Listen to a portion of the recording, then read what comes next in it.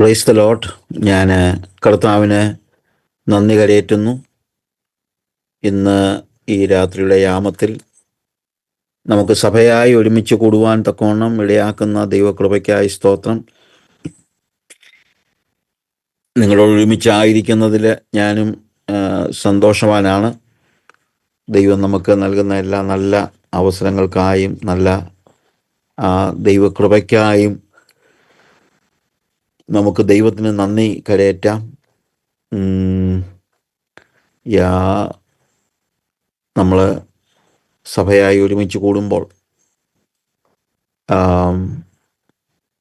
അന്യോന്യം ഓർക്കാനും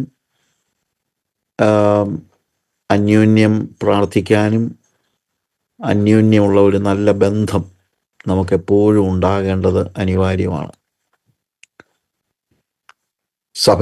സഭയെക്കുറിച്ച് ഒരു നല്ല തിരിച്ചറിവ് നമുക്ക് ഉണ്ടാകേണ്ടത് ആവശ്യമാണ്. നമ്മുടെ കൂട്ടായ്മ, സഭ എന്ന് പറയുമ്പോൾ അതിനകത്ത് തീർച്ചയായും കൂട്ടായ്മയുടെ വലിയ ഒരു അംശമുണ്ട്. അത് നമുക്ക് ഒരിക്കലും മറക്കാനായിട്ട് കഴിയുന്ന കാര്യമല്ല. കൂടിവരവുണ്ട്, കൂട്ടായ്മയുണ്ട്, ഗാദറിംഗ് ഉണ്ട്, ഫെലോഷിപ്പ് ഉണ്ട്. നമുക്ക് ഗാദറിങ് പലപ്പോഴും ഉണ്ട്, പക്ഷേ ഫെലോഷിപ്പ് എത്രത്തോളം ശക്തമാണ് എന്നുള്ളത് നമ്മളൊന്ന് ഓർക്കുന്നത് നന്നായിരിക്കും.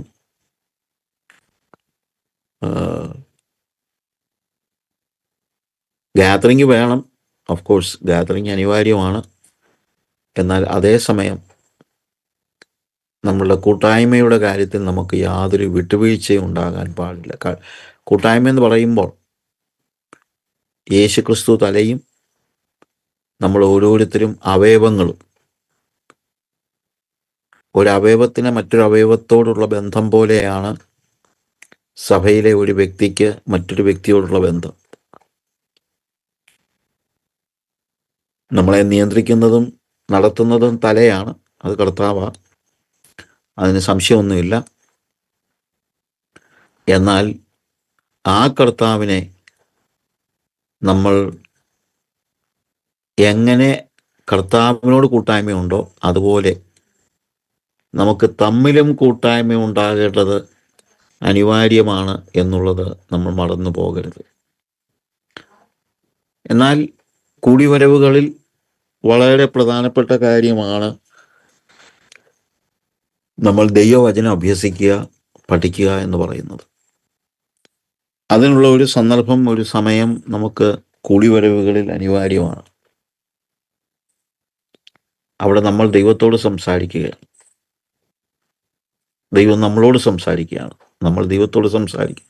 നമ്മൾ പ്രാർത്ഥിക്കുമ്പോൾ നമ്മൾ ദൈവത്തോട് സംസാരിക്കുന്നു, എന്നാൽ വചനം കേൾക്കുമ്പോൾ ദൈവം നമ്മളോട് സംസാരിക്കുകയാണ്. വചനം പറയുന്ന വ്യക്തികളല്ല അവിടുത്തെ പ്രധാനപ്പെട്ട ഘടകം എന്ന് പറയുന്നത്. ആര് വചനം പറഞ്ഞാലും ഇന്ന വ്യക്തി എന്നൊന്നുമില്ല, അത് ദൈവത്തിൻ്റെ വചനമാണ്. അപ്പം നമ്മൾ കേൾക്കുന്നത് ദൈവത്തിൽ നിന്നാണ്. അങ്ങനെ ദൈവത്തിൽ നിന്ന് കേൾക്കുവാൻ നമുക്ക് കഴിയണം. ഇന്ന് നമ്മുടെ കൂട്ടായ്മയിൽ വന്നിരിക്കുന്ന എല്ലാവരെയും ഞാൻ ഒരു പ്രാവശ്യം കൂടെ എൻ്റെ സ്നേഹവന്ദനം അറിയിക്കുകയാണ്. വചനം പഠിക്കാനുള്ള വലിയ താല്പര്യം നമുക്കെല്ലാവർക്കും ഉണ്ട്. നമ്മൾ വചനം പഠിക്കുന്നുമുണ്ട്, വായിക്കുന്നുമുണ്ട്. എന്നാൽ ഒരുമിച്ച് കൂടി വരുമ്പോൾ വചനം ധ്യാനിക്കുവാൻ, അത് ഒരുമിച്ച് ധ്യാനിക്കുവാൻ, അതായത് പ്രസംഗിക്കുന്ന ഒരു വ്യക്തി മാത്രമല്ല ഇതിനകത്തെ ഘടകമെന്ന് പറയുന്നത്. നമ്മൾ വചനത്തിലേക്ക് പോവുകയാണ്. അങ്ങനെ ഇന്ന് നമുക്ക് വചനത്തിലേക്ക് പോകാനായിട്ട്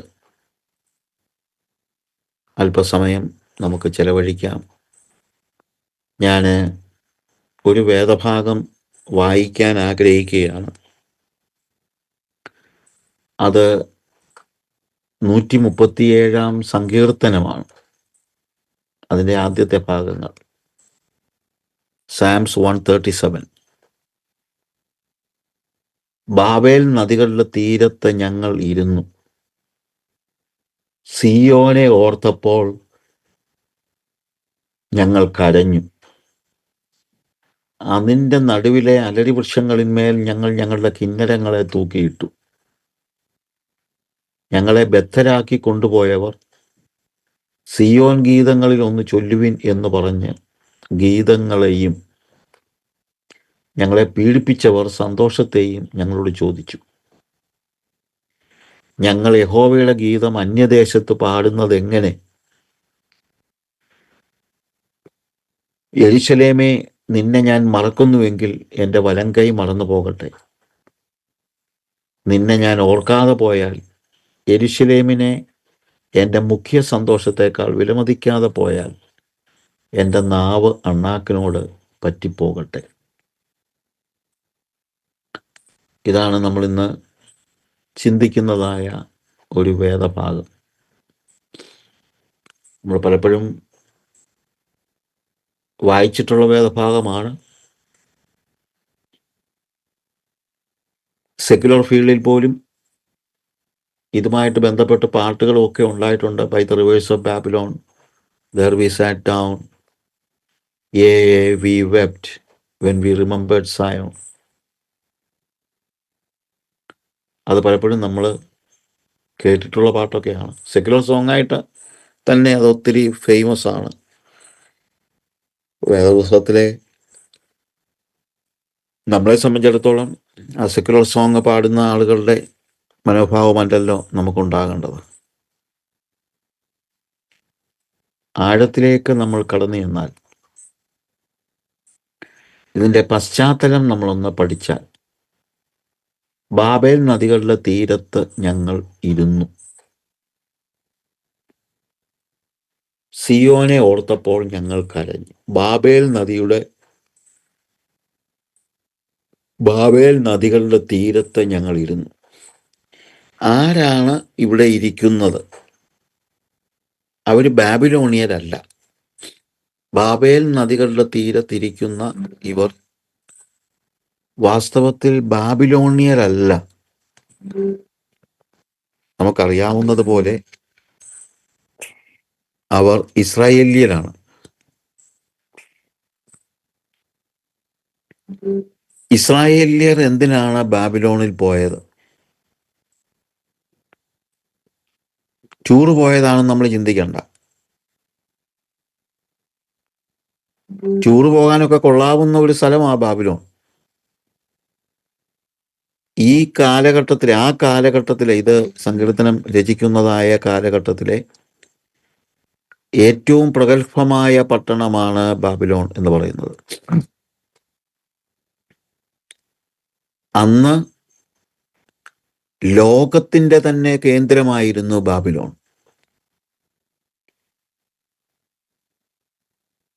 അതിൻ്റെ ചുറ്റുമുള്ള സകല രാജ്യങ്ങളെയും കീഴടക്കി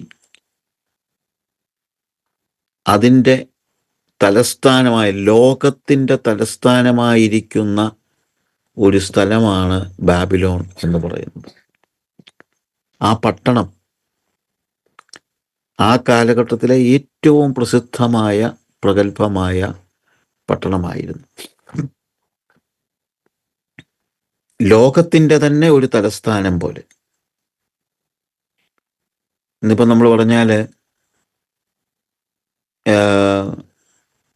നമ്മൾ ലോകത്തിലെ വലിയ പട്ടണങ്ങൾ, വലിയ രാജ്യങ്ങൾ ഒക്കെ ഇന്നിപ്പം ആരും ആരെയും കീഴ്പ്പെടുത്തിയിരിക്കുകയല്ലായിരിക്കും. എങ്കിലും നമുക്കറിയാവുന്നതുപോലെ ഒരു പക്ഷേ ഇന്ത്യയിൽ താമസിക്കുന്ന വ്യക്തികൾ, അവരെ ഇപ്പം നമ്മളിപ്പം കാശുള്ളവരാണെങ്കിൽ ഇപ്പം എല്ലാം ടൂർ പോവുകയാണല്ലോ.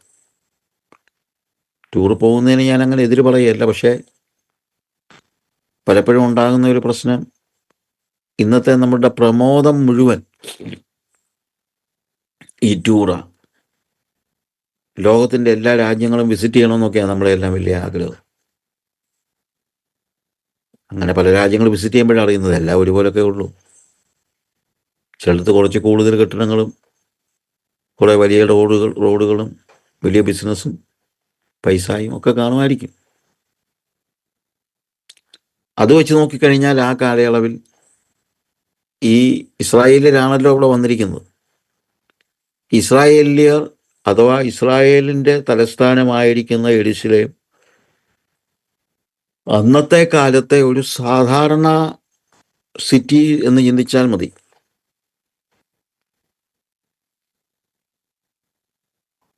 അവര് പലപ്പോഴും പല രാജ്യങ്ങളെയൊക്കെ കീഴടക്കിയിട്ടുണ്ടെങ്കിലും ഇപ്പോൾ അവരെയും അതിനു ചുറ്റുമുള്ള സകല രാജ്യങ്ങളെയും ബാബിലോൺ കീഴടക്കിയിരിക്കുകയാണ്. എന്നാൽ കീഴടക്കി കഴിഞ്ഞിട്ട് സംഭവിക്കുന്ന കാര്യം എന്നു ചോദിച്ചു കഴിഞ്ഞാൽ, ഈ ബാബിലോൺ തങ്ങൾ കീഴടക്കിയ രാജ്യത്തെ ജനങ്ങളിൽ നിന്ന് ശക്തന്മാരായ കഴിവുള്ള ആളുകളെയെല്ലാം പിടിച്ചോണ്ടുപോയി.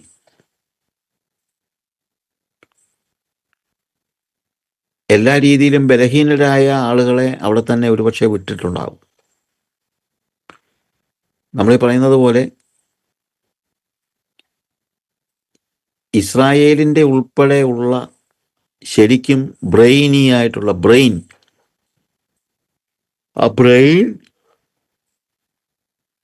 ബാബിലോൺ പിടിച്ചോണ്ട് പോയി. ഏറ്റവും ശക്തരായ കഴിവുള്ളവരായ ആളുകളെ ബാബിലോൺ പിടിച്ചോണ്ടുപോയി.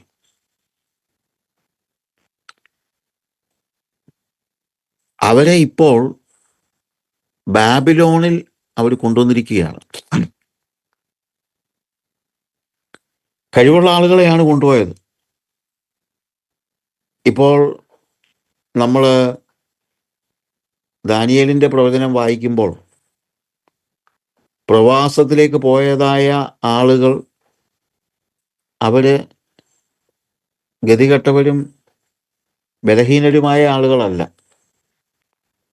ബാബിലോണിലെ രാജാവ് എങ്ങനെയുള്ളവരെയാണ് പിടിച്ചുകൊണ്ട് വരേണ്ടതെന്ന് ദാനിയേലിൻ്റെ പ്രവചനം 1-ാം അധ്യായത്തിൻ്റെ 3 മുതലുള്ള വാക്യങ്ങൾ വായിക്കുമ്പോൾ, അനന്തരം രാജാവ് തൻ്റെ ഷണ്ഡന്മാരിൽ പ്രധാനികളായ അസ്പനാസിനോട് ഇസ്രായേൽ മക്കളിൽ രാജസന്തതിയിലും കുലീനന്മാരിലും വെച്ച് അംഗഭംഗമില്ലാത്തവരും സുന്ദരന്മാരും സകലജ്ഞാനത്തിലും നിപുണന്മാരും അറിവിൽ സമർത്ഥന്മാരും വിദ്യാപരിജ്ഞാനികളും രാജധാനിയിൽ പരിചരിപ്പാൻ യോഗ്യരായും ഉള്ള ചില ബാലന്മാരെ വരുത്തുവാൻ. അത് രാജാവിൻ്റെ കൊട്ടാരത്തിലേക്കാണ് കൊണ്ടുവരുന്നത്. ഇനി അല്ലാത്തവരാണെങ്കിലും കഴിവുള്ളവരായ ആളുകളെയൊക്കെയാണ് ഈ പിടിച്ചുകൊണ്ട് വന്നിരിക്കുന്നത്. അതാണ് നമ്മൾ കാണുന്നത്. അപ്പോൾ ഈ ബാബിലോൺ നദിയുടെ അല്ലെങ്കിൽ ബാബേൽ നദികളുടെ തീരത്തിരുന്ന് കരയുന്ന ഈ ഇസ്രായേല്യർ, അവര് ഗതികെട്ടവരായിരുന്നു എന്ന് പറയാൻ കഴിയില്ല. എന്നാൽ ഒരു ചെറിയ പട്ടണത്തിൽ താമസിച്ചിരുന്നവരായ ആളുകൾ, അവരെ ഇപ്പോൾ ബാബിലോൺ പിടിച്ചുകൊണ്ട് പോയിരിക്കുകയാണ്.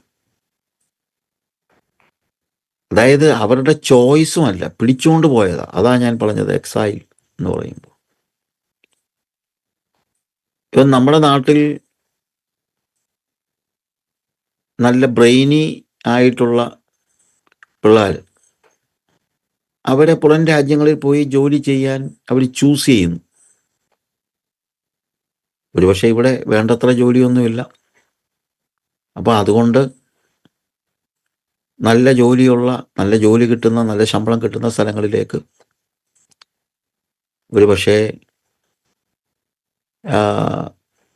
ഓസ്ട്രേലിയയിലേക്കോ UK-യിലേക്കോ അമേരിക്കയിലേക്കോ മറ്റ് രാജ്യങ്ങളിലേക്കോ ഒക്കെ അവരെ കുടിയേറുന്നു.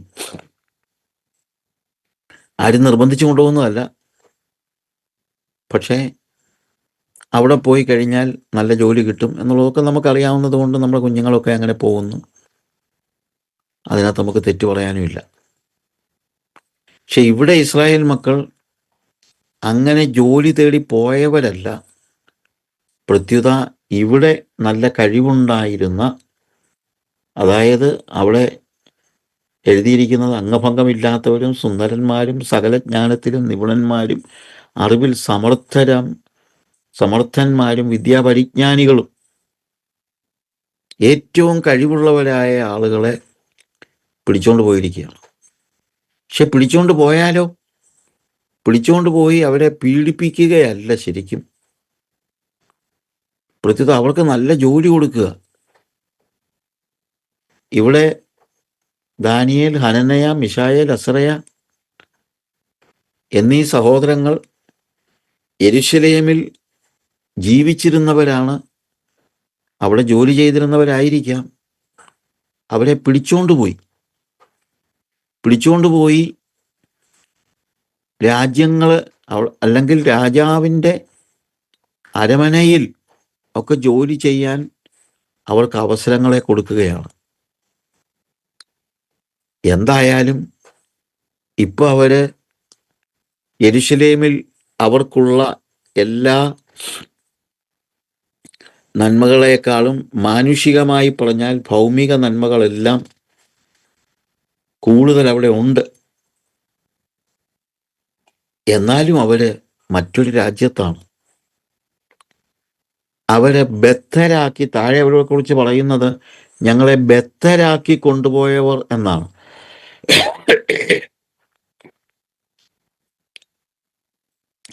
എന്ന് പറഞ്ഞാൽ അവർക്ക് താല്പര്യമില്ലാത്ത സ്ഥലത്തേക്ക് അവരെ കൊണ്ടുപോയി. അപ്പോൾ അവരെ അവിടെ കൊണ്ടുപോയപ്പോൾ അത് ശരിക്കും പറഞ്ഞു കഴിഞ്ഞാൽ അതിനെ ശിക്ഷ എന്ന നിലയിലാണോ നമ്മൾ കാണേണ്ടത്? ദൈവത്തിൻ്റെ ശിക്ഷയാണ് എന്ന് വേണമെങ്കിൽ നമുക്ക് പറയാം. പക്ഷേ ഇടയ്ക്ക് ഞാൻ പറയട്ടെ, ശിക്ഷ എന്ന് പറയുന്നതും ശിക്ഷണം എന്ന് പറയുന്നതും രണ്ടും രണ്ടാണ്. പലപ്പോഴും നമ്മുടെ ജീവിതത്തിലെ ഓരോ പ്രതിസന്ധിയും നമ്മൾ ചെന്നുപെടുമ്പോൾ ആളുകൾ പറഞ്ഞേക്കാം അത് നമുക്കുള്ള ദൈവശിക്ഷയാണെന്ന്. പക്ഷെ ദൈവശിക്ഷ എന്നതിനേക്കാൾ ശിക്ഷണം എന്ന വാക്കാണ് എനിക്ക് കുറച്ചുകൂടെ ഇഷ്ടം. It is not punishment, it is a discipline. ഒരു പനിഷ്മെൻ്റ് അല്ല, ഒരു ഡിസിപ്ലിനാണ്. അതുകൊണ്ട് നമ്മുടെ ജീവിതത്തിൽ ഏതെങ്കിലും നിലയിൽ നമ്മൾ ചിന്തിക്കാത്ത, പ്രതീക്ഷിക്കാത്ത ഇടങ്ങളിലേക്ക് നമ്മളെ സ്ഥലം മാറ്റുകയോ മറ്റൊരു സ്ഥലത്തേക്കോ അല്ലെങ്കിൽ മറ്റൊരു ജോലിയിലേക്കോ ഒക്കെ നമ്മുടെ ഇഷ്ടം കൂടാതെ നമ്മുടെ ഇഷ്ടത്തിന് വിരുദ്ധമായി നമ്മൾ പോകേണ്ടി വന്നാലും ഉടനെ നമ്മളെല്ലാം പറയരുത് അത് ദൈവശിക്ഷയാണ് എന്ന് പറയരുത്. പകരം ഞാൻ വിളിക്കാൻ ഇഷ്ടപ്പെടുന്നത് അത് ദൈവത്തിൻ്റെ ഒരു ശിക്ഷണമാണ്, ഡിസിപ്ലിൻ എന്ന നിലയിൽ നമ്മൾ എടുത്താൽ മതി. പക്ഷെ ഈ ഡിസിപ്ലിൻ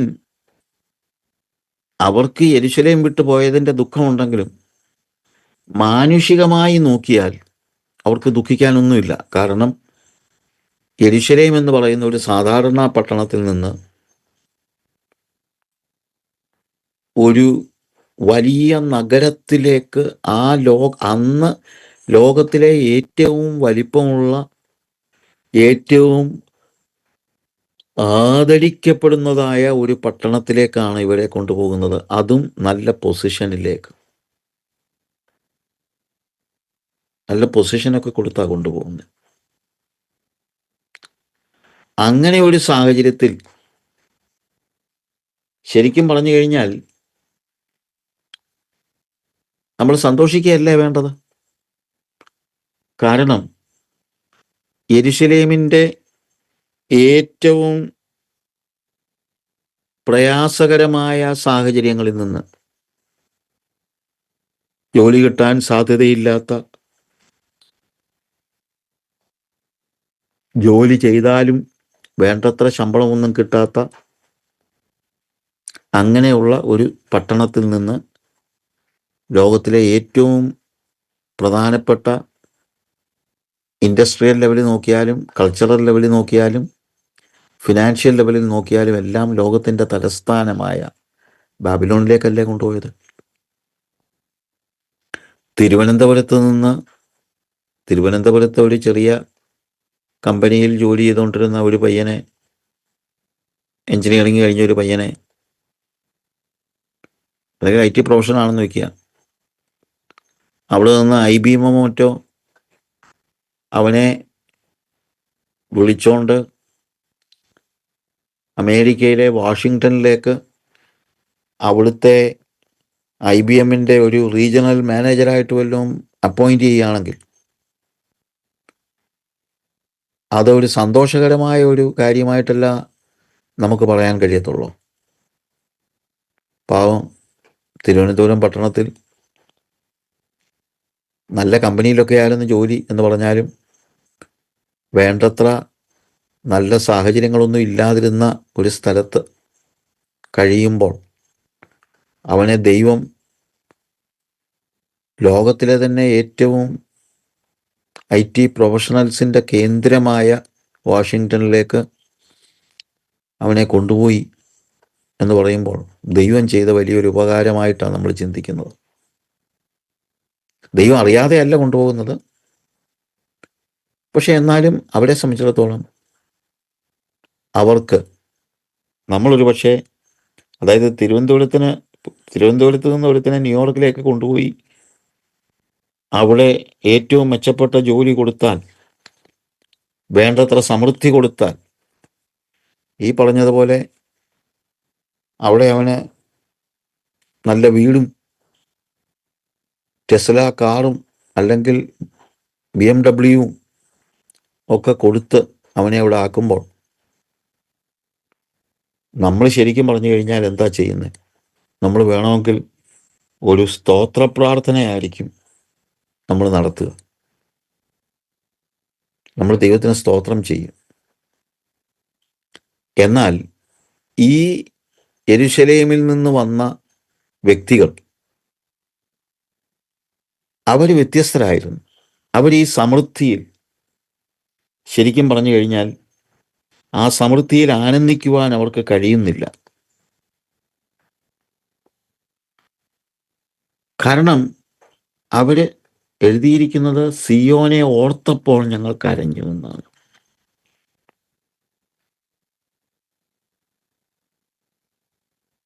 സിയോനിൽ അല്ലെങ്കിൽ യെരുശലേമിൽ അവരായിരുന്നപ്പോൾ അവർക്ക് സമൃദ്ധിയില്ലായിരുന്നു, പക്ഷേ ആരാധനയുണ്ടായിരുന്നു, ആത്മീയതയുണ്ടായിരുന്നു, ആത്മീയമായ പശ്ചാത്തലമുണ്ടായിരുന്നു, വചനമുണ്ടായിരുന്നു, പ്രവാചകന്മാരുണ്ടായിരുന്നു. അന്ന് യെരുശലേമിൽ ഇതെല്ലാം ഉണ്ട്, ആരാധനയുണ്ട്. ബാബിലോണിൽ അതിൻ്റെ അപ്പുറത്തെ സമൃദ്ധിയുണ്ട്, ഭയങ്കരമായ സമൃദ്ധിയുണ്ട്. പക്ഷെ അവിടെ ആരാധനയില്ല, അവിടെ ആത്മീയത, അവർ യെരുശലേമിൽ അനുഭവിച്ച ആത്മീയത അവർക്ക് അനുഭവിക്കാൻ കഴിയുന്നില്ല. ബാബിലോണിൽ സമൃദ്ധിയുണ്ട്, പക്ഷെ ആരാധനയില്ല. അവര് ബാബിലോണിൽ ഇരുന്നപ്പോൾ അവർ തങ്ങളുടെ കഴിഞ്ഞ കാലത്തെ ഓർത്തു, പഴയ കാലത്തെ ഓർത്തു, യെരുശലേമിലെ സഭയെ ഓർത്തു, ആരാധനാലയത്തെ ഓർത്തു, ദൈവവചനം കേട്ടിരുന്ന ആരാധനകളെ ഓർത്തു. അപ്പോൾ അവർ കരയാൻ തുടങ്ങി. അവർ പറയും, എൻ്റെ ദൈവമേ, ഞങ്ങൾക്കവിടെ ദേവാലയം ഉണ്ടായിരുന്നു, ആരാധന ഉണ്ടായിരുന്നു, പാട്ടുണ്ടായിരുന്നു, ദൈവികമായ എല്ലാം ഞങ്ങൾക്കവിടെ ഉണ്ടായിരുന്നു. പക്ഷെ ഇവിടെ അതൊന്നും ഇല്ലല്ലോ.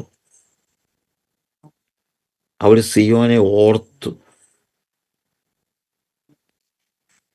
സിയോനെ കുറിച്ച് ഓർക്കത്തക്ക നിലയിലുള്ള ജീവിതാനുഭവം അവർക്ക് സിയോനിലുണ്ടായിരുന്നു, യെരുശലേമിലുണ്ടായിരുന്നു. യെരുശലേമിൽ നിന്ന് ബാബിലോണിൻ്റെ സമൃദ്ധിയിൽ പോയപ്പോഴും അവരുടെ മനസ്സിൽ നിറഞ്ഞു നിൽക്കുന്നത് യെരുശലേമാണ്.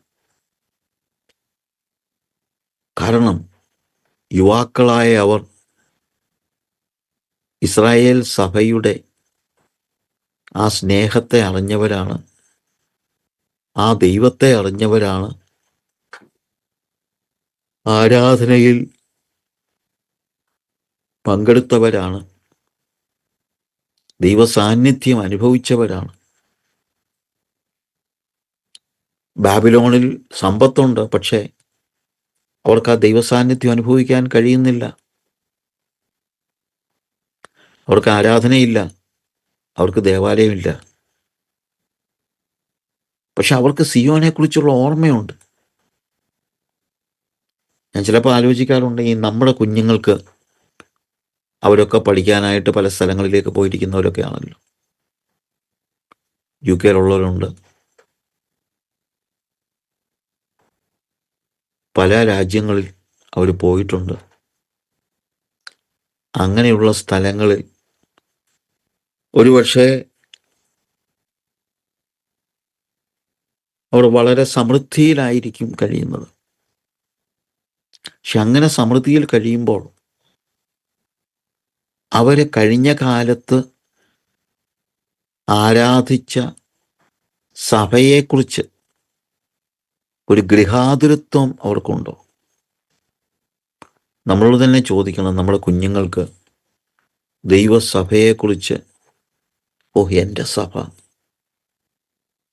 എൻ്റെ സഭയിലെ ആരാധന, എൻ്റെ സഭയിലെ ദൈവവചനം, അതൊക്കെ ഓർത്തുകൊണ്ടിരിക്കാൻ, അതൊക്കെ ഓർക്കാൻ,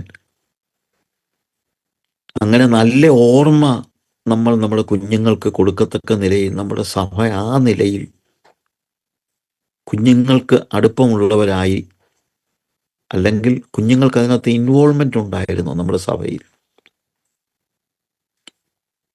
നമ്മുടെ നാട് വിട്ട്, നമ്മുടെ രാജ്യം വിട്ട്, നമ്മളെ വിട്ട്, മാതാപിതാക്കളെ വിട്ട് കുഞ്ഞുങ്ങൾ ദൂരെ ഒരു സ്ഥലത്ത് പോകുമ്പോൾ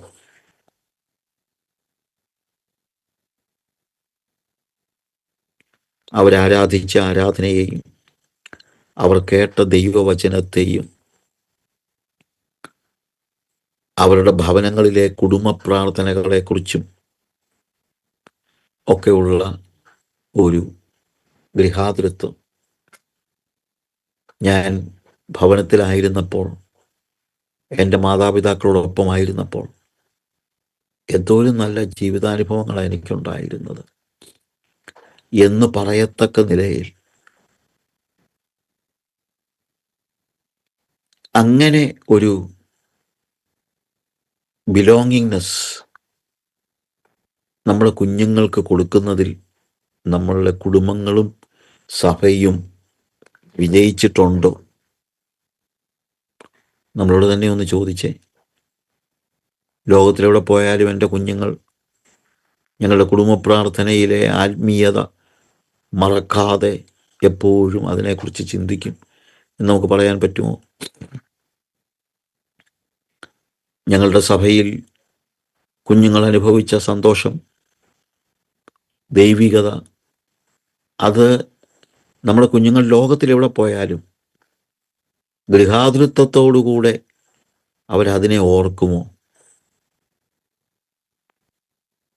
അതോ നമ്മുടെ ആത്മീയത കുഞ്ഞുങ്ങൾക്ക് ഒരു പൊട്ടുകളി പോലെയാണോ തോന്നുന്നത്? അങ്ങനെയാണോ നമ്മൾ പറഞ്ഞു പഠിപ്പിച്ചിരിക്കുന്നത്? അങ്ങനെയാണോ നമ്മൾ പ്രാർത്ഥിച്ചത്? എൻ്റെ കുഞ്ഞുങ്ങളുടെ ആത്മീയത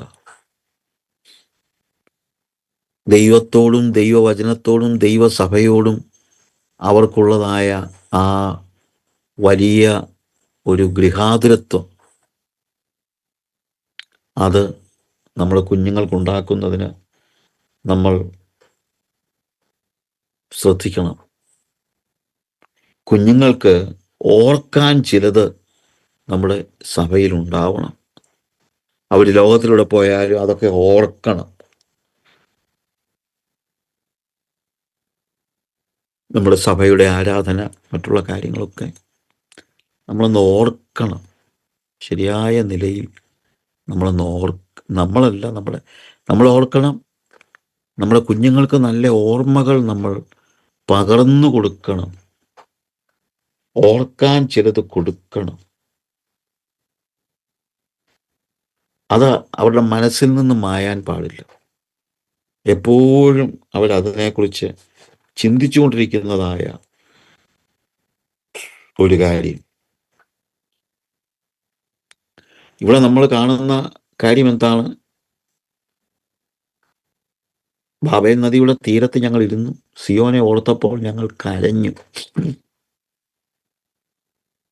സിയോനെ ഓർത്തപ്പോൾ, ആ സിയോനെ കുറിച്ചുള്ള ഓർമ്മ, യെരുശലേമിനെ കുറിച്ചുള്ള ഓർമ്മ, നമ്മുടെ സഭയെക്കുറിച്ചുള്ള ഓർമ്മ, നമ്മുടെ കുടുംബ പ്രാർത്ഥനയെക്കുറിച്ചുള്ള ഓർമ്മ, നമ്മുടെ ഭവനത്തിൽ അവരനുഭവിച്ച ആത്മീയതയെക്കുറിച്ചുള്ള ഓർമ്മ, ഇതൊക്കെ നമ്മുടെ കുഞ്ഞുങ്ങൾ എവിടെ പോയാലും മറക്കാതെ അതിനുവേണ്ടി ഇരിക്കത്തക്ക നിലയിൽ അത് നമ്മൾ ഇപ്പോൾ കൊടുക്കുന്ന ആ ട്രെയിനിങ് അത് വളരെ പ്രസക്തമാണ്. അടിച്ചു പഠിപ്പിക്കുകയല്ല, സ്നേഹം കൊണ്ട് നല്ല ഗൃഹാതൃത്വം കുഞ്ഞുങ്ങളിൽ വളർത്തത്തക്ക നിലയിൽ നമ്മുടെ കുഞ്ഞുങ്ങളെ പഠിപ്പിക്കുകയാണെങ്കിൽ അവർ ലോകത്തിലെവിടെ പോയാലും നീ അവരുടെ പക്ഷം ചേരുകയില്ല, അവർ നിന്റെ പക്ഷം ചേരുമെന്ന് പറഞ്ഞതുപോലെ. ഇന്നത്തെ ഒരു പ്രശ്നം, ഏതെങ്കിലുമൊക്കെ സ്ഥലങ്ങളിൽ, സഭകളിൽ നമ്മുടെ കുഞ്ഞുങ്ങളായിപ്പോയാൽ പിന്നെ അവർ പഴയതിനെക്കുറിച്ചുള്ള ഓർമ്മ പോലും ഇല്ലാത്ത ഒരു അവസ്ഥ. അവരൊരു പക്ഷേ ഇപ്പോൾ സമൃദ്ധിയിലായിരിക്കാം, ഇന്നത്തെ കാലഘട്ടവുമായിട്ട് വളരെ ബന്ധപ്പെട്ടൊരു കാര്യമാണ്. പക്ഷെ സമൃദ്ധിയിലായതിനൊരു സ്തോത്ര പ്രാർത്ഥന നടത്തുകയല്ല, ബാബിലോണിൽ കൊണ്ടുവന്നതിന് ദൈവത്തിന് നന്ദി പറയുകയല്ല, കഴിഞ്ഞ കാലങ്ങളെക്കുറിച്ച് അവർ ഓർത്തപ്പോൾ ഞങ്ങൾ കരഞ്ഞു എന്നാണ് എഴുതിയിരിക്കുന്നത്. അവർ കരഞ്ഞു. കഴിഞ്ഞ കാലങ്ങളെക്കുറിച്ച് ഓർത്തപ്പോൾ അവർ കരഞ്ഞു.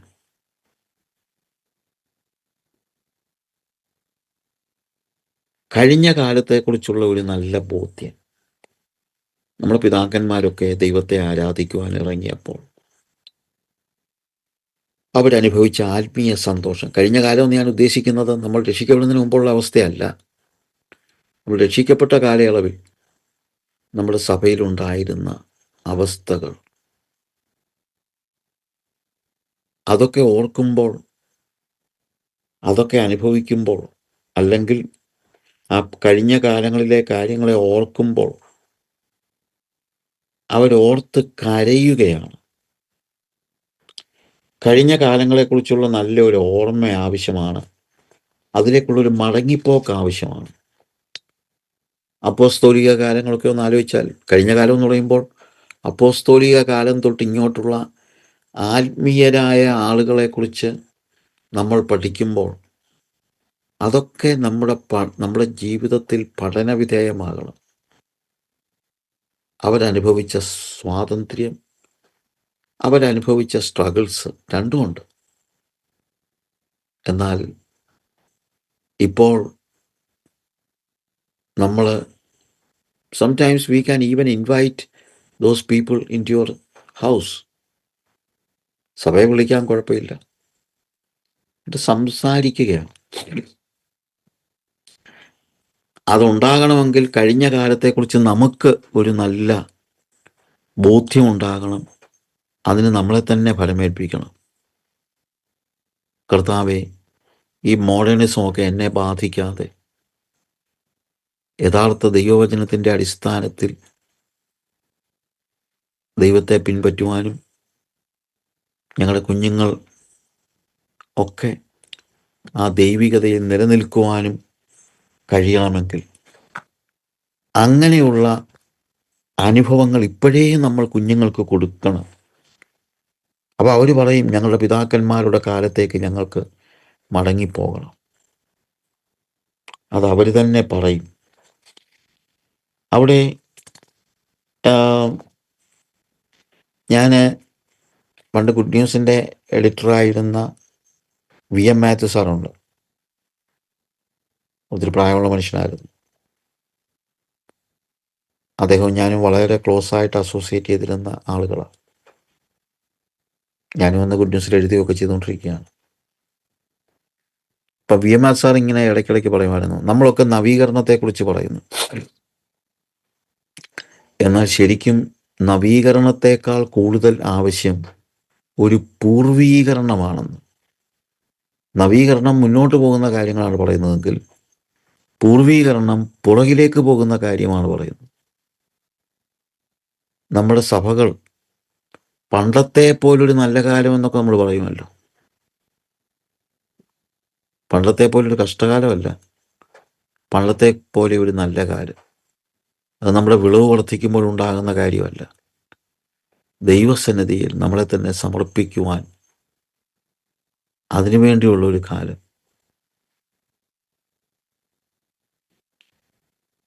നമ്മളുടെ കഴിഞ്ഞകാല ജീവിതാനുഭവങ്ങൾ, അതിനെക്കുറിച്ചുള്ള ഡിസ്ക്രിപ്ഷൻ നമ്മൾ വായിക്കുകയും കാണുകയും ഒക്കെ ചെയ്യുമ്പോൾ ആ പഴയ പൂർവീകരണം, പഴയതിലേക്കുള്ള ഒരു മടങ്ങിപ്പോക്ക്. ഇന്നെല്ലാം പുതിയത് പുതിയത് പുതിയത് എന്ന് പറയാനാണല്ലോ നമുക്ക് താല്പര്യം. അല്ല, ആ പഴയതിലേക്ക്, ആ പഴയ ദൈവവചനത്തിലേക്ക് മടങ്ങിപ്പോകാനായിട്ട് നമുക്ക് കഴിയുമോ എന്നുള്ളതാണ് ചോദ്യം. ആ പൂർവീകരണത്തിലേക്ക് നമ്മൾ മടങ്ങിപ്പോകണമെങ്കിൽ പൂർവ്വകാലത്തെക്കുറിച്ചുള്ള അസാമാന്യമായ ഒരു കരുതൽ നമുക്ക് ഉണ്ടായാലേ പറ്റുള്ളൂ. പ്രവാസത്തിലേക്ക് പോയവരാണ് ദാനിയേൽ, ഹനനയ, മിശായേൽ, അസറയ. അതുപോലെ ശരിക്കും പ്രവാസത്തിൽ പിടിക്കപ്പെട്ടു പോയ ഒരു പ്രധാന വ്യക്തിയാണ് നെഹമയ എന്ന് നമുക്കറിയാം. നെഹമയാവിൻ്റെ ചരിത്രം നമ്മൾ വായിക്കുമ്പോൾ അതിൻ്റെ നെഹമയാവിൻ്റെ ജീവിത ചരിത്രം നമ്മൾ പഠിക്കുമ്പോൾ അവിടെ നമുക്ക് മനസ്സിലാക്കാൻ കഴിയുന്നതായ കാര്യം, നെഹമയാവിൻ്റെ പുസ്തകം 1-ാം അധ്യായത്തിൽ അവിടെ ഈ ഇസ്രായേൽ മക്കൾ സിയോനെ ഓർത്തപ്പോൾ കരഞ്ഞു എന്ന് പറയുന്നത് പോലെയുള്ള ഒരനുഭവമാണ് ഇവിടെ നമ്മൾ കാണുന്നത്. ഇവിടെ നെഹമയാവിൻ്റെ പുസ്തകം 1-ാം അധ്യായത്തിൽ നെഹമയ ഇവിടെ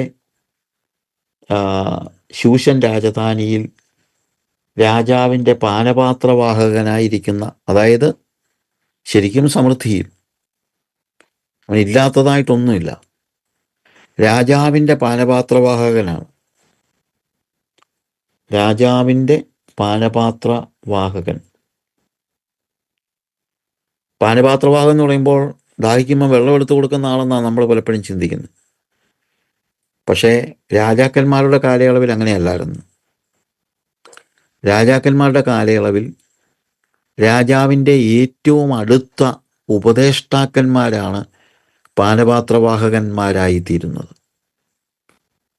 ഇപ്പോൾ ഒരു ശത്രു രാജ്യത്തിൻ്റെ ഒരു അംബാസഡറുമായിട്ടാണ് ഒരു രാജാവ് ഡിസ്കഷൻ നടത്തുകയാണെങ്കിൽ രാജാവിന് എല്ലാ വിഷയങ്ങളും ഒരുമിച്ച് പഠിച്ചേച്ചൊന്നും ഒരു മറുപടി പറയാൻ കഴിയാതെ ഒരു മറ്റൊരു രാജാവുമായിട്ട് ഒരു ഡിസ്കഷൻ നടക്കുകയാണെങ്കിൽ മന്ത്രിമാർക്കൊക്കെ അങ്ങോട്ട് കയറി ചെല്ലാൻ പറ്റത്തില്ലല്ലോ. പക്ഷെ പാനപാത്രവാഹകന് കയറി ചെല്ലാം. അവൻ സാഹചര്യങ്ങളൊക്കെ മനസ്സിലാക്കി കഴിഞ്ഞിട്ട് വീഞ്ഞ് പകർന്നു കൊടുക്കുന്ന അല്ലെങ്കിൽ വെള്ളം ഒഴിച്ചു കൊടുക്കുന്ന ആ സമയത്തിനിടയ്ക്ക് ആ പിതാവിനോട് പറയും, പിതാവിനോട് പെരിയ ചെവിയിൽ കാര്യങ്ങൾ ഉപദേശിച്ചു കൊടുക്കും. രാജാവെ, ഇതിനകത്ത് ഒപ്പുവെക്കാൻ പാടില്ല, ഇത് അപകടമാണ് എന്നൊക്കെ പറയാൻ കഴിയുന്ന ഉപദേഷ്ടാക്കന്മാരാണ്.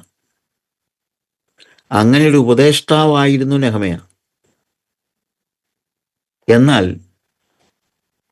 ഈ ശൂഷൻ രാജധാനിയിൽ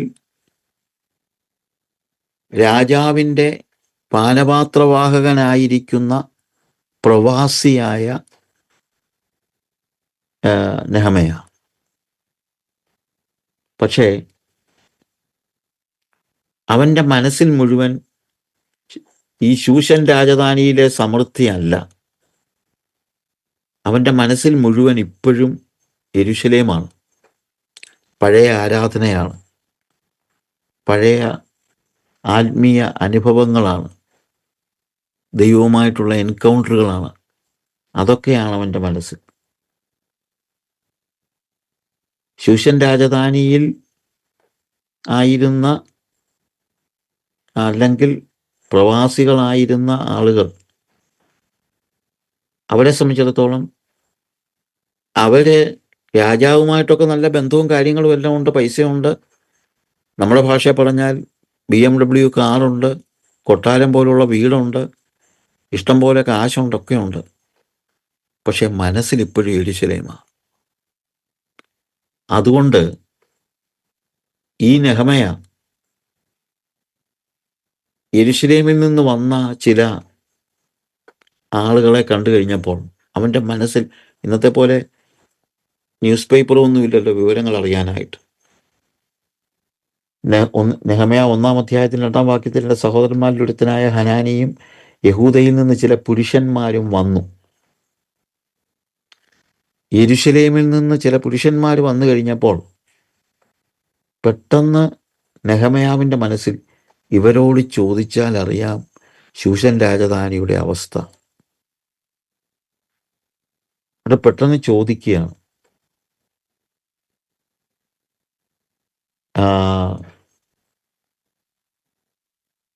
ഇവിടെ ഹനാനിയും ചില പുരുഷന്മാരും യഹൂദയിൽ നിന്ന് വന്നു കഴിഞ്ഞപ്പോൾ നെഹെമ്യാവിൻ്റെ മനസ്സിൽ ഇപ്പം അവിടെ വന്നു കഴിയുമ്പോൾ ശൂഷൻ രാജധാനിയിൽ എങ്ങനെയുണ്ട് എന്നൊക്കെ ആയിരിക്കും അവർ ചോദിക്കുന്നത്.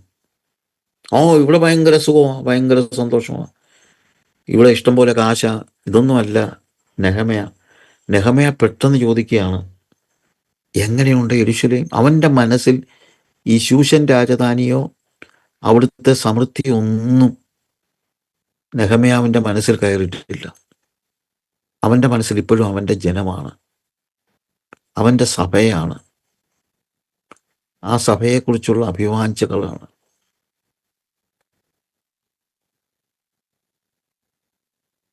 അതാണ് നമ്മളിവിടെ കാണുന്നത്. എങ്ങനെയുണ്ട് യെരൂശലേം എന്ന് പെട്ടെന്ന് ചോദിക്കുക. പ്രവാസം തെറ്റിയൊഴിഞ്ഞു പോയ യഹൂദന്മാരെ കുറിച്ച്, യെരൂശലേമിനെ കുറിച്ച് ചോദിച്ചു. പക്ഷെ നല്ല വാർത്തയല്ല ലഭിച്ചത്.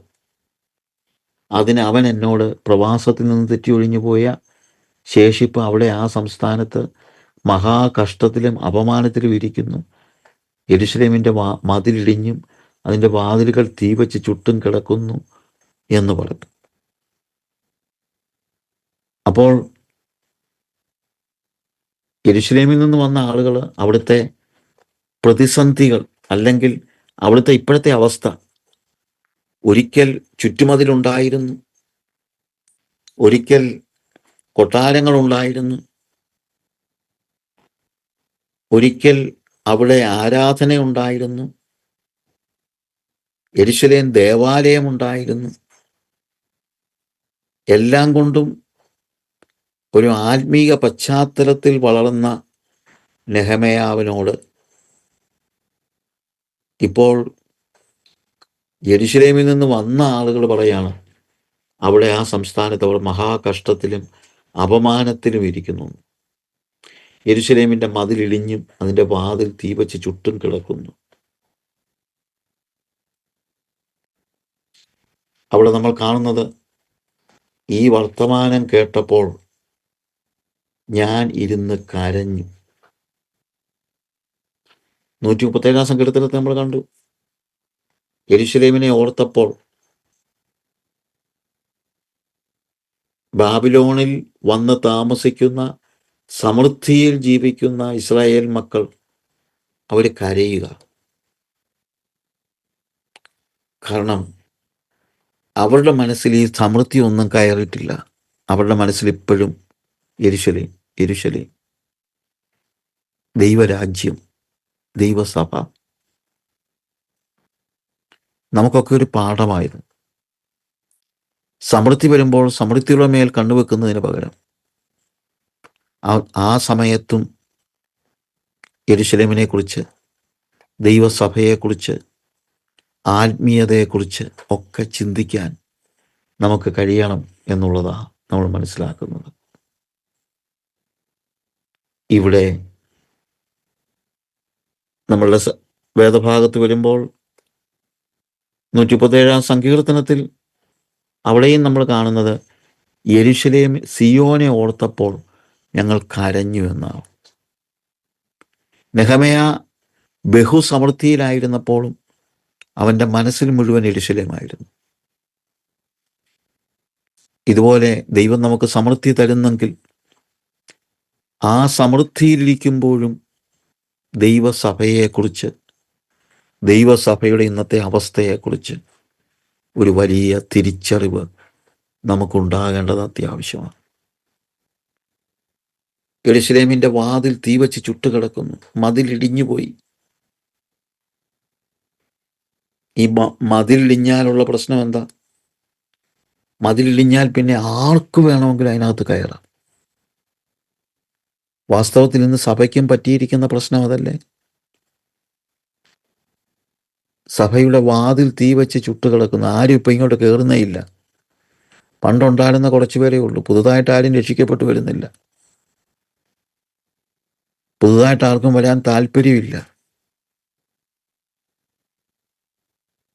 മതിൽ ഇടിഞ്ഞു കിടക്കുകയാണ്. വാതിൽ തീവച്ച് ചുട്ടുകിടക്കുകയാണ്.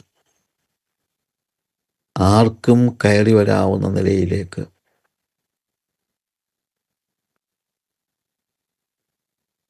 അങ്ങനൊരവസ്ഥ നമുക്കുണ്ടാകാതിരിക്കട്ടെ. നമ്മളെ സംബന്ധിച്ചിടത്തോളം ദൈവസഭയെക്കുറിച്ചുള്ള, അത് ദൈവസഭ വേണം, അങ്ങനെ ഒരു ചിന്ത നമ്മൾ എവിടെ ചെന്നാലും എൻ്റെ ഐഡൻറ്റിറ്റി ഞാൻ എൻ്റെ സഭയുമായി ബന്ധപ്പെടുത്തി എൻ്റെ മനസ്സിൽ ഞാനൊരു ഐഡൻറ്റിറ്റി ഉണ്ടാക്കണം. ഞാൻ ഇന്ന സഭയുടെ ആളാണ്, ഇന്ന സഭയുടെ പ്രതിനിധിയാണ്. ഞങ്ങളുടെ അവിടെ ആരാധനയുണ്ട്, ഞങ്ങളുടെ വചനമുണ്ട്, ഞങ്ങൾക്കവിടെ ആരാധനയുണ്ട്, പ്രാർത്ഥനയുണ്ട്, സാക്ഷ്യങ്ങളുണ്ട്. ഇതെല്ലാം നമ്മുടെ മനസ്സിൽ എല്ലാത്തിനും മുകളിൽ പ്രതിഷ്ഠിക്കുവാൻ നമുക്ക് കഴിയണം. അങ്ങനെ ഹൃദയത്തിൽ അത് പ്രതിഷ്ഠിച്ചിരുന്നവരായ ആളുകളാണ് ഇപ്പോൾ ബാബേൽ നദിയുടെ തീരത്തിരിക്കുന്നവരായ ആളുകൾ. അവർ ഇസ്രായേല്യരാണ്, പക്ഷേ അവരെ സംബന്ധിച്ചിടത്തോളം ബാബേലിൻ്റെ സമൃദ്ധി അതവരെ മത്ത് പിടിപ്പിച്ചിട്ടില്ല. അവരിപ്പോഴും ആലോചിച്ചുകൊണ്ടിരിക്കുന്നത് പഴയ യെരൂശലേമിനെ കുറിച്ചാണ്. അതേ, അവരുടെ മനസ്സ് മുഴുവൻ യെരൂശലേമാണ്. മനസ്സ് മുഴുവൻ യെരൂശലേമാണ്.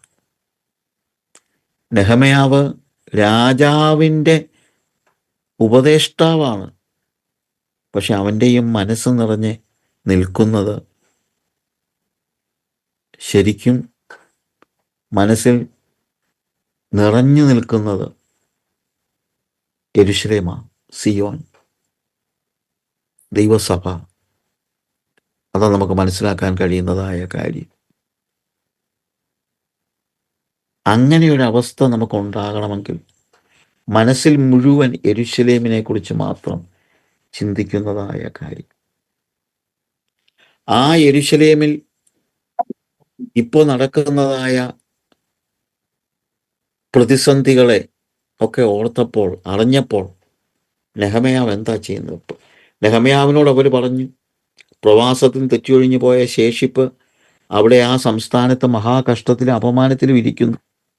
യെരൂശലേമിൻ്റെ മതിലിടിഞ്ഞും അതിൻ്റെ വാതിലുകൾ തീവച്ച് ചുട്ടും കിടക്കുന്നു എന്ന് പറഞ്ഞു. അതിനോട് നെഹെമ്യാവിൻ്റെ റെസ്പോൺസ് എന്താണ്?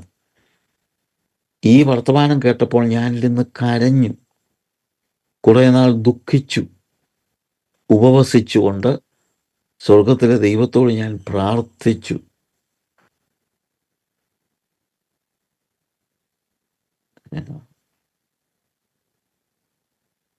അവളെ ഈ വർത്തമാനം കേട്ടപ്പോൾ ഉള്ള ആ റെസ്പോൺസ് നെഹമ്യാവിൻ്റെ റെസ്പോൺസ് 4-ാം വാക്യത്തിൽ, 1, ഞാൻ ഇരുന്ന് കരഞ്ഞു,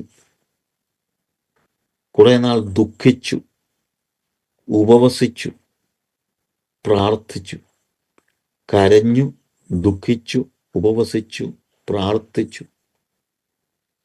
കാരണം നെഹമ്യായുടെ മനസ്സിൽ, വേണമെങ്കിൽ നെഹമ്യായ്ക്ക് പറയാം, കർത്താവേ, യെരൂശലേമിലായിരുന്നെങ്കിൽ എന്തോ ഉണ്ടായിരുന്നു, ഇപ്പോൾ ഞാൻ രാജകൊട്ടാരത്തിലാണ്. തന്നെയല്ല, രാജാവിനെ മാനിക്കുന്നു, ഞാൻ കഴിഞ്ഞിട്ടേ ഉള്ളൂ ബാക്കി എല്ലാവരും.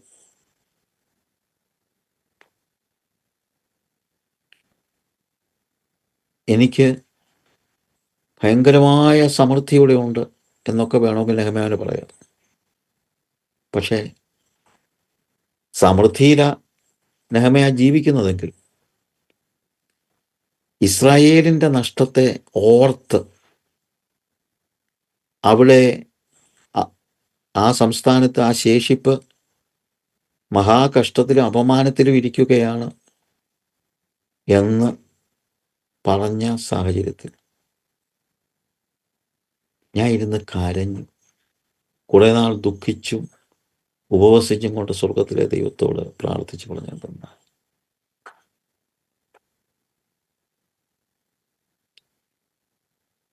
ദൈവത്തെ അറിയാനും അനുഭവിപ്പാനും ഒക്കെ നമുക്ക് അവസരം ലഭിക്കുമ്പോൾ പഴയ കാലങ്ങളെ നമ്മൾ ഓർത്ത്, നമ്മുടെ സമൃദ്ധിയൊക്കെ അവിടെ കിടക്കട്ടെ, പക്ഷെ കഴിഞ്ഞ കാലത്തെക്കുറിച്ചുള്ള വലിയ ഒരു ചിന്ത, ആ ആത്മീയതയെക്കുറിച്ച്, അത് നമ്മുടെ മനസ്സ് മുഴുവൻ നിറഞ്ഞു നിൽക്കേണ്ടത് അത്യാവശ്യമാണ്. നെഹമ്യാ അത് കേട്ടപ്പോൾ ദുഃഖിച്ചു, കരഞ്ഞു, ദുഃഖിച്ചു, ഉപവസിച്ചു, പ്രാർത്ഥിച്ചു. എന്താ പ്രാർത്ഥിക്കുന്നത്? സ്വർഗത്തിലെ ദൈവമായ യഹോവയെ, നിന്നെ സ്നേഹിച്ച, നിന്റെ കൽപ്പനകളെ പ്രമാണിക്കുന്നവർക്ക് നിയമവും ദയയും പാലിക്കുന്ന മഹാനും ഭയങ്കരനുമായ ദൈവമേ, നിന്റെ ദാസന്മാരായ ഇസ്രായേൽ മക്കൾക്ക് വേണ്ടി രാവും പകലും നിന്റെ മുമ്പാകെ പ്രാർത്ഥിക്കുകയും ഇസ്രായേൽ മക്കളായ ഞങ്ങൾ നിന്നോട് ചെയ്തിരിക്കുന്ന പാവങ്ങളെ ഏറ്റുപറയുകയും ചെയ്യുന്ന അടിയൻ്റെ പ്രാർത്ഥന കേൾക്കേണ്ടതിന് നിന്റെ ചെവി ചായിച്ചും ശ്രദ്ധിച്ചും നിന്റെ കണ്ണ് തുറന്നും ഇരിക്കണമേ. ഞാനും എൻ്റെ പിതൃഭവനവും പാപം ചെയ്തിരിക്കുന്നു. നെഹമ്യാവ് പാപം ചെയ്തെന്നല്ല, പക്ഷേ സഭയുടെ ഇന്നത്തെ അവസ്ഥ കാണുമ്പോൾ, ഇന്നത്തെ അതിൻ്റെ പ്രതിസന്ധി കാണുമ്പോൾ അതിനെ ഓർത്ത് കരയാൻ നെഹമ്യാവിന് കഴിയുന്നു. നമുക്ക് കഴിയുന്നുണ്ടോ? നമ്മളോട് തന്നെ ചോദിക്കുക. അപ്പോൾ 6-ാമത്തെ വാക്യത്തിൽ കാണുന്നത്, ഞാനും എൻ്റെ പിതൃഭവനവും പാപം ചെയ്തു. ശരിക്കും പറഞ്ഞു കഴിഞ്ഞാൽ നെഹമ്യാ പാപം ചെയ്തു എന്നല്ല അവിടുത്തെ അർത്ഥം. സഭയോടുള്ള ഐഡൻറ്റിഫിക്കേഷനാണ്. ഞാൻ സഭയുടെ ഭാഗമാണ് എന്ന് നെഹമ്യാ ഏറ്റുപറയുകയാണ്. ഞാൻ സഭയുടെ ഭാഗമാണ്. എൻ്റെ സഭയുടെ അപജയം എൻ്റെ വേദനയാണ്. നമ്മുടെ സഭകൾക്കൊക്കെ അപജയങ്ങൾ ഒത്തിരി ഉണ്ടെങ്കിൽ അതിനെ ഓർത്ത് നമുക്ക് കരയുവാൻ നമുക്ക് കഴിയുന്നുണ്ടോ? അതോ നമ്മുടെ സമൃദ്ധിയിൽ തുടരാനാണോ നമ്മൾ ചിന്തിക്കുന്നത്? സമൃദ്ധിയിൽ തുടരുന്നതല്ല ഇവിടുത്തെ വിഷയം. നെഹമ്യാ 2-ാം അധ്യായത്തിൽ ഈ വർത്തമാനമെല്ലാം കേട്ടിട്ട് പിന്നെയും നെഹമ്യാ രാജധാനിയിൽ തന്നെയാണ്. കാര്യം അവൻ്റെ ജോലിയാണ്, ശമ്പളത്തേക്കാൾ ഉപരി നിർബന്ധിത ജോലിയാണത്. അത് ചെയ്തില്ലെങ്കിൽ തടവ് ശിക്ഷ വരെ ഉണ്ടാകാം. പക്ഷേ അർത്ഥശഷ്ടാവിൻ്റെ 2-ാം അധ്യായത്തിൻ്റെ 1-ാം വാക്യത്തിൽ, അർത്ഥശഷ്ടാവിൻ്റെ 20-ാം ആണ്ടിൽ നിസാൻ മാസത്തിൽ ഞാൻ ഒരിക്കൽ രാജാവിൻ്റെ മുമ്പാകെ ഇരുന്ന് വീഞ്ഞെടുത്ത് കൊടുത്തു. ഞാൻ ഇതിനു മുമ്പേ ഒരിക്കലും അവൻ്റെ സന്നിധിയിൽ കുണ്ഠിതനായിരുന്നിട്ടില്ല. ശരിക്കും അവിടുത്തെ നിയമമാണ്, രാജാവിൻ്റെ സന്നിധിയിൽ ഇരിക്കുമ്പോൾ ഒരിക്കലും സങ്കടപ്പെട്ടിരിക്കാനായിട്ട് പാടില്ല എന്നുള്ളത്. അവൻ രാജസന്നിധി ചെന്നപ്പോഴും അവന് കരച്ചിലാണ്. രാജാവ് തന്നെ അവനോട് ചോദിക്കാൻ 2-ാം വാക്യത്തിൽ, നിന്റെ മുഖം വാളിയിരിക്കുന്നത് എന്ത്? നിനക്ക് ദീനമൊന്നുമില്ലല്ലോ. ഇത് മനോദുഃഖമല്ലാതെ മറ്റൊന്നുമല്ല. നോക്കുക, അങ്ങനെയുള്ള ആ രാജസന്നിധിയിൽ പോലും നമ്മുടെ ഓഫീസിലിരുന്നാൽ, ഓഫീസിൽ പോയാലേ പറ്റുള്ളൂ, പക്ഷെ അപ്പോഴും നമ്മുടെ ഹൃദയത്തിൻ്റെ ആഴത്തിൽ നമ്മുടെ സഭകളെക്കുറിച്ച് ഒക്കെയുള്ള വേദന, നെഹെമ്യാവെ ആ വേദന കാർന്നു തിന്നുകയാണ്. അവൻ്റെ ഭൗമികമായ ആവശ്യങ്ങളെക്കുറിച്ചല്ല അവൻ കരയുന്നത്, അല്ലെങ്കിൽ അവന് ധനസമൃദ്ധി ഉണ്ടാക്കാൻ വേണ്ടിയല്ല അവൻ കരയുന്നത്. പക്ഷേ അവനെ സംബന്ധിച്ചിടത്തോളം സഭയുടെ അപജയം അവൻ അവൻ്റെ അപജയമായിട്ട് ഏറ്റെടുത്ത്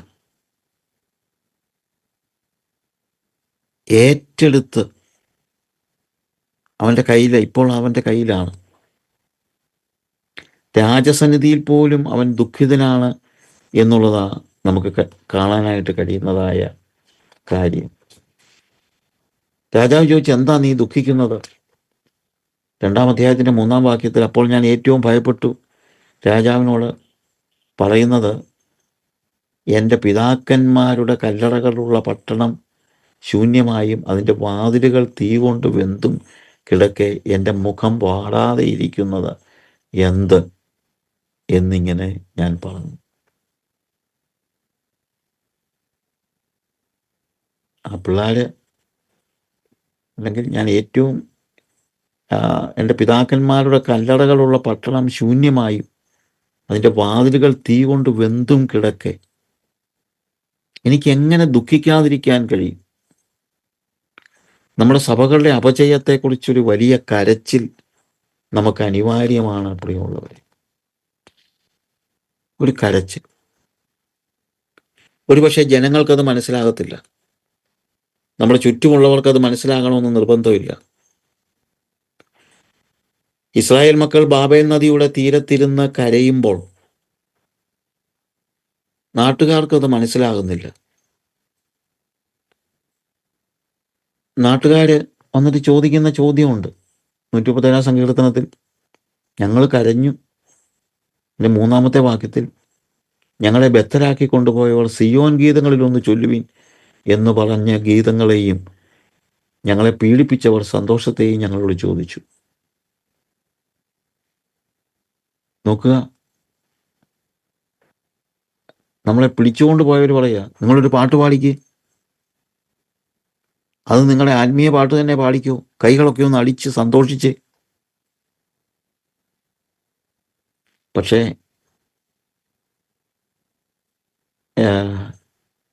അവർ പറയുന്നത്, ഞങ്ങൾ ഒരിക്കലും അങ്ങനെ ചെയ്യത്തില്ല.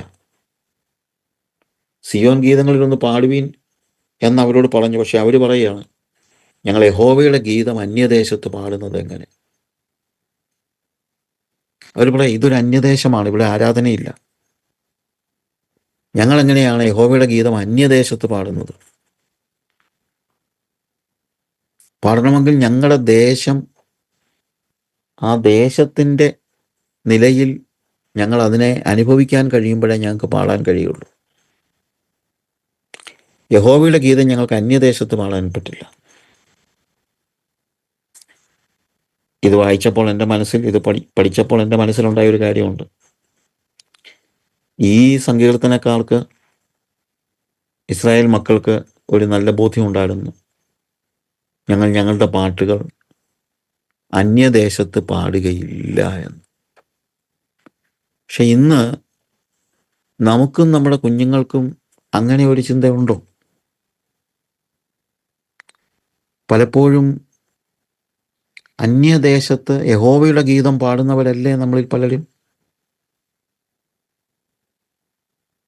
ഞാൻ ആഫ്രിക്കയിലൊരു സഭയിൽ ചെന്നപ്പം, ഇപ്പോഴത്തെ ഇവരുടെ ഭാഷയെ പറഞ്ഞാൽ വർഷിപ്പ് ലീഡർ.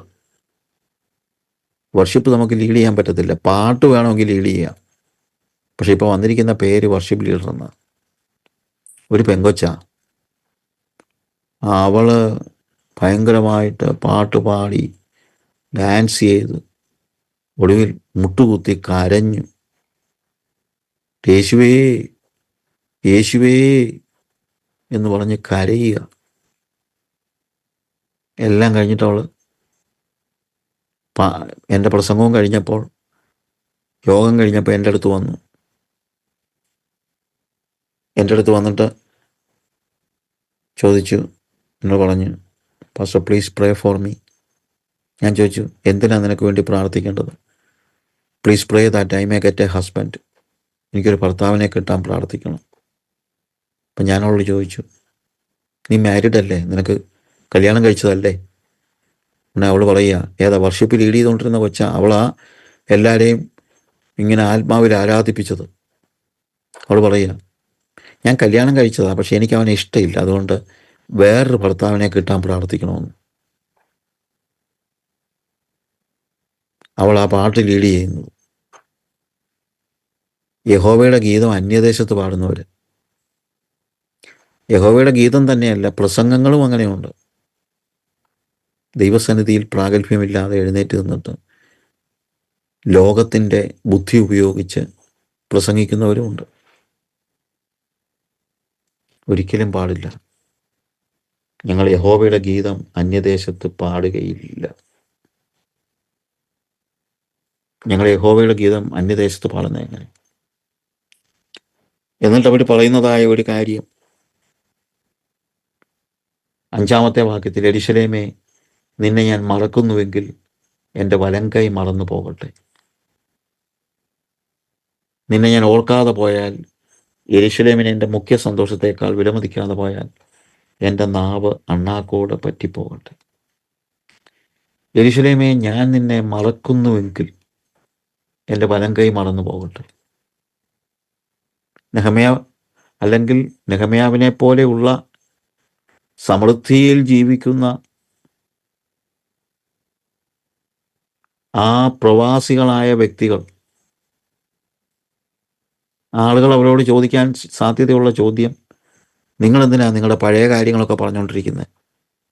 നിങ്ങൾക്ക് ഇവിടെ എന്തെല്ലാം സൗകര്യങ്ങളുണ്ട്, എന്തെല്ലാം സുഖങ്ങളുണ്ട്, നിങ്ങൾ അതിന് ദൈവത്തിന് നന്ദി പറയുകയല്ലേ വേണ്ടത്?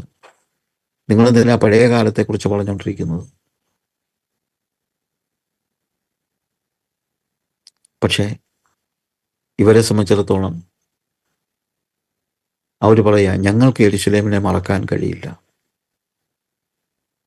പലപ്പോഴും ഇന്നത്തെ പ്രശ്നം, നമ്മുടെ കുഞ്ഞുങ്ങളൊക്കെ പഠിച്ച് ഏതെങ്കിലും നിലയിലായി കഴിയുമ്പോൾ അവർ പലപ്പോഴും യെരൂശലേമിനെ മറക്കുന്നവരായി പോകുന്നു.